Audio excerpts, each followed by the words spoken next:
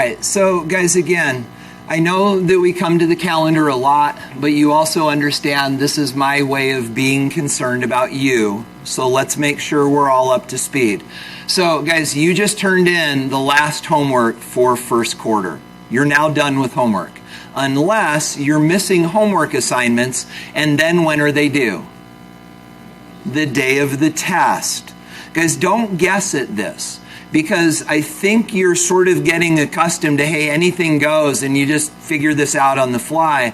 And guys, I had 4 people walk in here yesterday to take the remediation test, and 4 of them actually hadn't done the things they were supposed to do in order to be there, and I sent them away. And you should have seen the look of shock in their face when they're like, really, you're going to hold me accountable to stuff? And guys, the answer is absolutely. So guys, if you don't know that homework is due the day of the test, you're not paying attention. So guys, homework is due the day of the test. If you are missing any assignments, those have got to be turned in before you take the test. So we've got homework due then. Then guys, continuing with this idea of significant last, when you do the lab today, that will be the last lab of first quarter.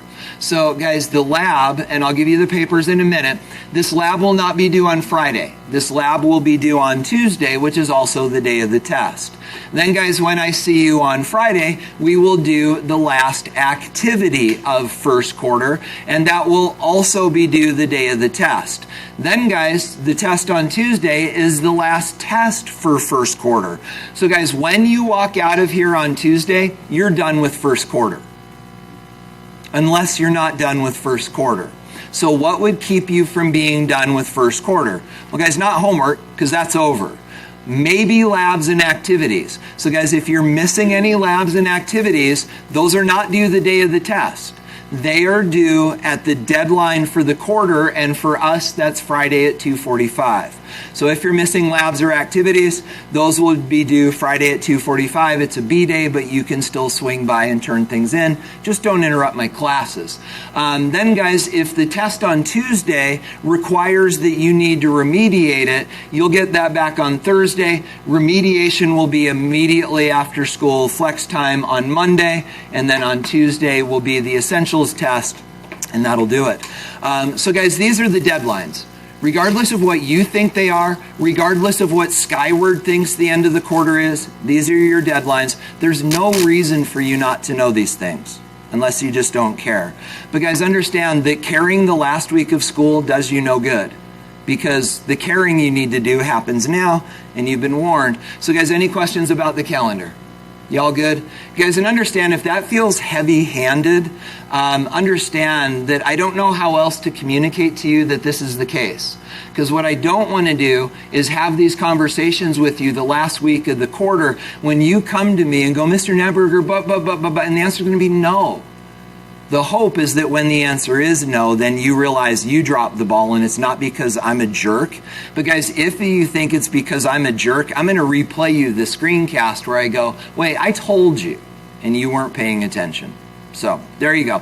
All right. So guys, with that said, any questions about the calendar? Yeah, please. No, you're welcome to, and that's a really good question, Matthew. So you know how in the last test I had you hold on to the density labs? Because Matthew's question was, do we have to turn it in on here, or can we turn it in early? So unlike the density lab, which I had you keep because it was on the test, this is not on the test. So many of you will turn it in today.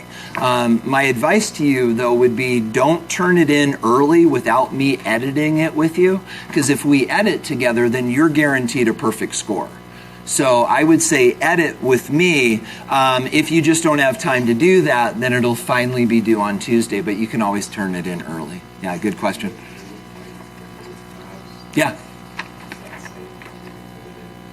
Yeah, so you can turn it in anytime you want. Again, your good strategy is edit with me, and then the only points that you're losing are late points and not additional points. But again, if you get to the end of this and you haven't done that, then you're just going to turn them in by the 8th at 2:45. Yeah, great questions. Guys, what else? You okay? All right, so guys, let me get these labs in your hands, and you may, certainly put your name in period A1 across the top, and then in addition to that, you may want to write down due on Tuesday. What is that? Tuesday the 5th. if that's helpful as well. Yeah, do you see where fall break starts there on Thursday? Your eyes are as bad as mine, right? Okay, so fall break starts the 14th, but the 13th is what we now call a minimal day, which means that school's over at 11 o'clock. You guys are gone 11 o'clock on Wednesday, and then you don't come back till the following Tuesday. You don't need those, they're not here. Your teachers are here on Wednesday finalizing grades, but we won't be available to students. And then we have a fun-filled, action-packed professional development day on Monday. I know, right? We're so lucky. Yeah, I know. It's a dream come true. Hey, so guys, grab something that you can use to annotate. Well, grab a pencil. We are going to be annotating these labs like crazy. That means doctoring them up. And so, guys, you need something to write with. All right, so gang, here we go. So today what we're going to do is we're going to carry out what is called the Law of Conservation of Mass Lab. But for this to make sense, you need to understand what Law of Conservation of Mass means. And so guys, you're actually just going to be scratching notes with me into your lab. So guys, in order to understand the Law of Conservation of Mass, we need to break this apart. So guys, first of all, let's talk about the word law, and I would encourage you to write these things down with me. So, guys, when we talk about a law, what we are talking about is a truth that has been decided once and for all. This is not a suggestion. It's not a hypothesis. It's not a neat idea that we're still researching. Guys, this is a proven, unchanging truth. And interestingly, this proven, unchanging truth goes all the way back to the Big Bang. We assume it goes forward all the way as well, but we don't know how far forward goes. It's kind of an interesting question. If there's a beginning, is there an end? We should all walk over to seminary and ask. Okay, number 2, mass. So we have a proven, unchanging truth about mass. So what's mass? Well, guys, mass is anything that has matter. So now this is starting to get good because we have a proven, unchanging truth about matter, about everything around us. So guys, what is that proven, unchanging truth? And the answer is that it's conserved. Now here's the problem. In our culture, conservation means to save. We're conserving water because we're in a drought. We're conserving electricity because it makes a mess when we generate it. We're about conservation, which means don't use a lot. And guys, that is not actually what conservation means. Conservation actually means to keep from being lost. So guys, this then leads us to the definition. We have an unchanging truth that says matter is kept from being lost. And as we bring that all together, guys, this then is what it means. During a chemical reaction, matter is never created and never destroyed.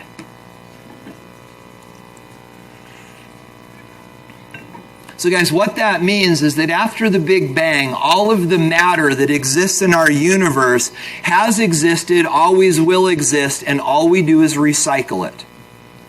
So you ready to do a strange experiment with me? This actually works. If you don't believe me, Google it. The math is fascinating. But guys, here's what I want you to do. After you're done writing that down, I want you to take a big, deep breath. Got it? There's a 99% chance that as you breathed in, you actually breathed in a molecule of oxygen that Abraham Lincoln expelled in his last breath 150 years ago.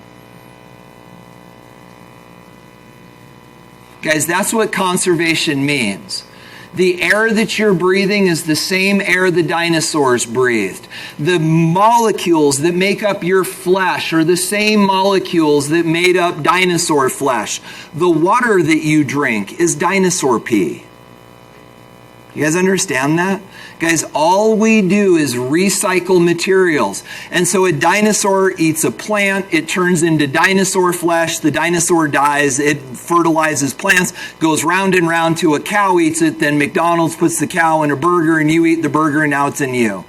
And guys, we are just recycling matter over and over and over again, and there's literally nothing new under the sun. So, what we're going to do today in lab is we're actually going to prove this. We are going to demonstrate that matter is conserved. It's not lost during chemical reactions. So guys, in order to make the connection, here's the question. How do we measure how much matter there is if we want to prove it's not being lost? What are we actually going to measure? And if you're not sure, look down at your data chart. What are we going to measure? Mass. Guys, mass is an amount of matter. So guys, fundamentally, and this is the big idea, you're going to go into lab today and you are going to gather up some reactants. And then you're going to start carrying out reactions. And you're going to weigh stuff before and you're going to weigh stuff after. And if the law of conservation of mass actually works, what should happen to the mass before and the mass after?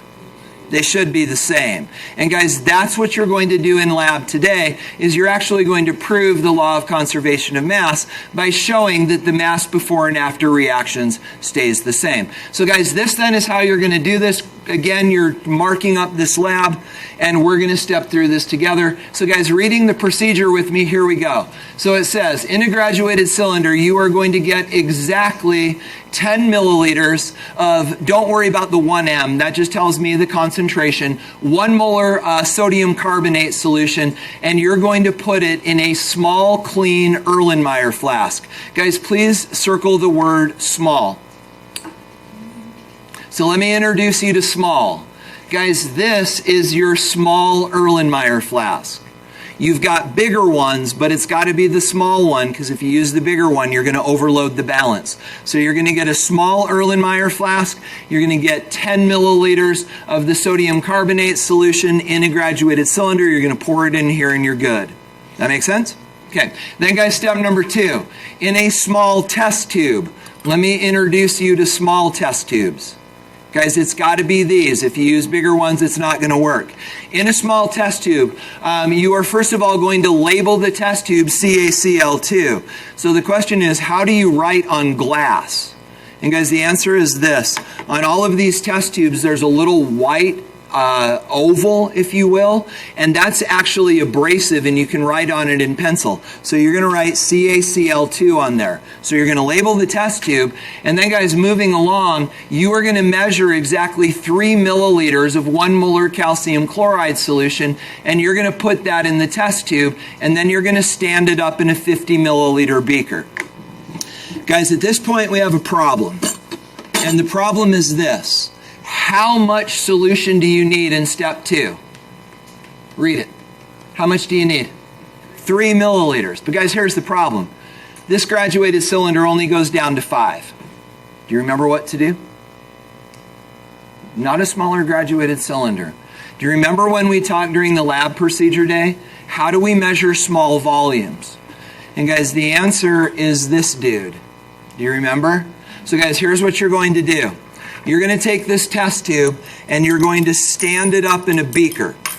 Then you're going to take the lid off the bottle. You're going to grab the dropper. You're going to stick it in here. You're going to overfill it. And then you're going to run this down until the meniscus is sitting on the top line, which is 1 milliliter. And then you're going to put that in here. This is just water. You're going to put that in here and you're going to do that 3 times. Does that make sense? Then you're going to put this back here. And then you're going to put the lid on the bottle. Any questions about that? Does that make sense? All right. So guys, then moving along to step 3. So small test tube in step 2, small test tube in step 3. You may want to, if you're not going to remember small, you may want to circle it. Guys, up until now, all the solutions that you've grabbed have been completely safe. Sodium carbonate, safe. Calcium chloride, safe. Step 3, sulfuric acid, not safe. Guys, you got to keep your goggles on and don't get this on you. If you do get it on you, it's not concentrated enough to immediately do damage. If you get it underwater in the first 10 or 15 seconds, you'll be okay. If you leave it long enough, it's going to mess you up. So if you do get this on you, rinse it off, and you'll be fine. But eyeballs, no good. So leave your goggles on. So guys, label a small test tube H2SO4, which is the chemical formula for sulfuric acid. Then measure exactly 3 milliliters of sulfuric acid, and again, it'll have a dropper, into another small test tube. Stand the test tube in the same 50 milliliter beaker. So guys, if you're following along, this then is what everything looks like when you're done with step 3. You've got a small Erlenmeyer flask with 10 milliliters of sodium carbonate. You've got a small test tube with 3 milliliters of calcium chloride. And you've got a small test tube with 3 milliliters of sulfuric acid. Guys, once you've done that, you're now ready to start the lab. And here's what you're going to do. Step 4, carefully measure the mass of all 4 pieces of glassware. So guys, you're going to go back to the room, you're going to hit re-0, and you're going to weigh all 4 of these and you're going to record the mass. But guys, when you do, and obviously it's underlined, it's got to be all 4. Make sure you're weighing all 4 things. Then guys, be really careful in step 5. If you do this backwards, you're going to have to start over. Step 5 says this: slowly pour the contents, and I would underline it, slowly pour the contents of the calcium chloride test tube into the flask. Then swirl to mix, and then record your observations. So guys, when it says record your observations, you'll notice that there's space down here to do that. The observations that you're going to record, and don't write this down, this is a direction, you are going to record evidence of a chemical change. You know what those mean. So guys, when you do this, you want to be looking carefully at what's inside that flask and ask yourself, how do I know a chemical change took place? Then when you're done with that, you're then going to come back up to step 6, and you're going to carefully measure the mass of all 4 pieces of glassware.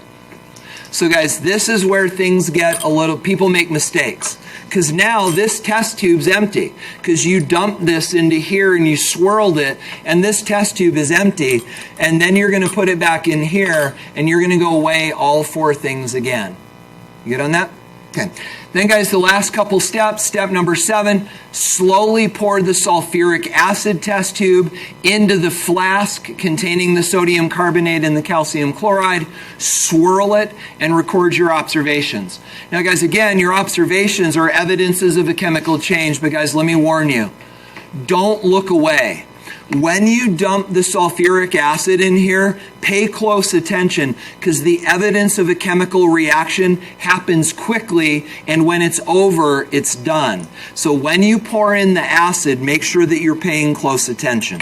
So you're going to record the observation in step 7, then step 8, carefully measure the mass of all 4 pieces of glassware. And then guys, step 9, everything goes down the drain, and you are going to put everything back where you found it carefully. Rinse them out, put everything back carefully when you found it, and then put your goggles away and come on back. So guys, any questions about the lab? You guys all okay? Okay, then flip the lab over. So guys, look at the 2 calculations that you're going to do.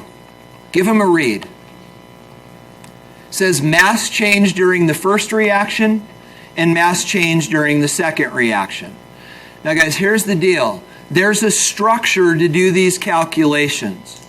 Just like there's a structure to do mass by difference, there's a structure to do mass change. And you need to do this properly. This is the structure. I would encourage you to write it down. You guys all know from math that that triangle is the Greek letter delta, which means change. So guys, delta mass, change in mass, is equal to mass final minus mass initial. It's always final minus initial. Where did you end up? Where did you start? And guys, when you do this, signs matter. What happens if you get a negative change? It means you lost mass. What happens if you get a positive change? It means you gained mass. So guys, signs matter. If you get a negative, don't drop it. But guys, what do we know the answer should be? 0. That's the point of the lab, right? Okay. And then guys, similarly down here, same equation. Don't write it down. You will write it down, but we're not going to spend the time to do it now because you already know what the equation is. But guys, there's one last thing that we need to talk about, and it's this thing right up here that probably makes no sense to you. And it says this. Delta mass less than or equal to 0.01 grams means no change in mass. Guys, here's what that means. The balances that you use in my lab are good. They're about a $200 balance, but they're not amazing. They're not perfect. Well, nothing is, but they're good, but not great. So what that means, guys, is when you do this math, you may find that you get a change in mass that's very, very small. So the question then becomes, how do we know what changes are actually changes and what changes are balance error?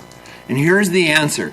If the change in mass is less than 0.01 grams, so that means 0 or 0.01, guys, we're going to call that no change. So if the change is not at all or 0.01 grams, we're going to say that means no change. If your change is 0.02 and greater, we're going to say that is a change in mass. And then, guys, this is important when you come down to your conclusions. And, guys, I am grading your conclusions in this lab. Write well, do a good job. So be careful, but, guys, your results from your calculations will be important to answering the conclusion questions. So move through these carefully and give some thought to analyzing your data when you get down there. So, guys, any questions about what we're doing today? You guys all okay? Remember, we are on a short day. We are out of here in 30 minutes, which is actually, guys, plenty of time to do the lab. You're going to go into lab. You're going to grab goggles. If your lab partner is gone, you're welcome to work with whomever you like, but we're not going to have groups larger than 3. You guys good to go? See you next door.